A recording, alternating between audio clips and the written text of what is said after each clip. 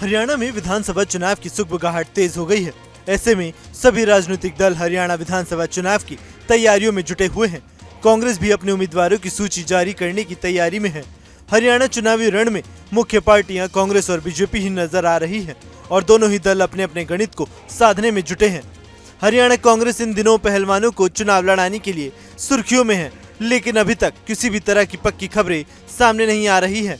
हरियाणा विधानसभा चुनाव हो या फिर लोकसभा चुनाव, ऐसे में प्रदेश के पहलवानों का एक अलग सियासी इतिहास रहा है।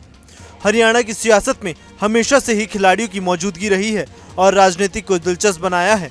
आपको बता दें कि हरियाणा विधानसभा चुनाव 2019 की तरह इस बार भी कई स्पोर्ट्स पर्सन अपनी सियासी किस्मत का आगाज करते दिखेंगे। चर्चित पहलवान विनेश फोगाट और बजरंग पुनिया की कांग्रेस सांसद राहुल गांधी से मुलाकात की तस्वीरें भी अब सामने आ गई हैं। इसके साथ ही अब कयास लगाए जा रहे हैं कि विनेश फोगाट का नाम कांग्रेस के उम्मीदवार की सूची में आ सकता है। कांग्रेस जल्द ही ये सूची जारी करने वाली है। बता दें कि हरियाणा में 5 अक्टूबर को मतदान है। वोटों की गिनती 8 अक्टूबर को होगी। साल 2019 की अगर बात करें तो हरियाणा विधानसभा चुनाव में 3 खिलाड़ी सियासी दंगल में उतरे थे। इनके नाम थे पहलवान बबीता फोगाट, योगेश्वर दत्त और हॉकी खिलाड़ी संदीप सिंह।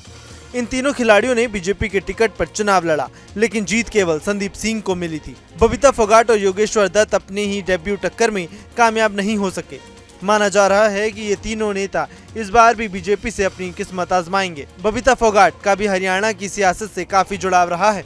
साल 2019 में हरियाणा की चरखी दादरी जिले की दादरी विधानसभा सीट से बीजेपी के लिए टिकट पर बबीता चुनाव में उतरी थी। कॉमनवेल्थ खेलों में गोल्ड मेडल जीतने वाली बबीता अपनी पहली सियासी टक्कर में ही हार गई। इस सीट पर निर्दलीय उम्मीदवार सोमवीर सांगवान ने बबीता फोगाट को 14,272 मतों से हराया था। बबीता इस बार भी चरखी दादरी की दादरी सीट से चुनाव लड़ने का मन बनाए बैठी हैं और अपने क्षेत्र में जनसंपर्क अभियान चला रही हैं। हालांकि बीजेपी ने अभी तक इनकी टिकट पर मोहर नहीं लगाई। वहीं इसके साथ ही योगेश्वर दत्त की अगर बात करें तो 2012 के ओलंपिक में ब्रॉन्ज मेडल जीतने वाले योगेश्वर दत्त ने हरियाणा की बड़ौदा सीट से 2019 में सियासी पारी की शुरुआत की थी, लेकिन उन्हें इस सीट से हार का सामना करना पड़ा।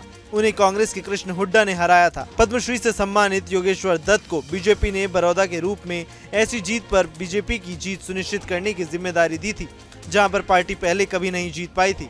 इस सीट पर या तो INLD का या फिर कांग्रेस का कब्जा रहा है। 2019 में योगेश्वर दत्त बड़ौदा सीट से हारे ही तो 2020 में जब इस सीट पर उपचुनाव हुआ तो एक बार फिर से योगेश्वर दत्त को हार का सामना करना पड़ा था।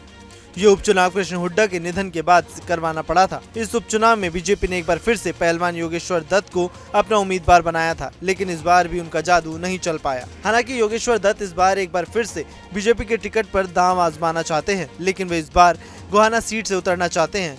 वहीं 2019 के चुनाव में संदीप सिंह जो हॉकी खिलाड़ी हैं वो लक्की साबित रहे और जीतकर विधानसभा पहुंचे। संदीप सिंह कुरुक्षेत्र जिले के पिहोवा सीट से चुनावी मैदान में थे। 2019 में उन्हें जीत मिली और उन्होंने कांग्रेस के मनदीप सिंह चिट्ठा को शिकस्त दी। तत्कालीन खट्टर सरकार ने अपने मंत्रिमंडल में उन्हें खेल मंत्री बनाया, लेकिन वे विवादों में फंस गए।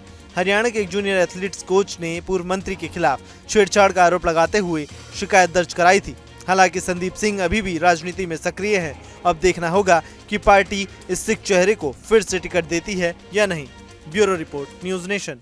न्यूज नेशन अब व्हाट्सएप पर खबरों के ताजा अपडेट के लिए न्यूज नेशन के इस QR कोड को स्कैन करें।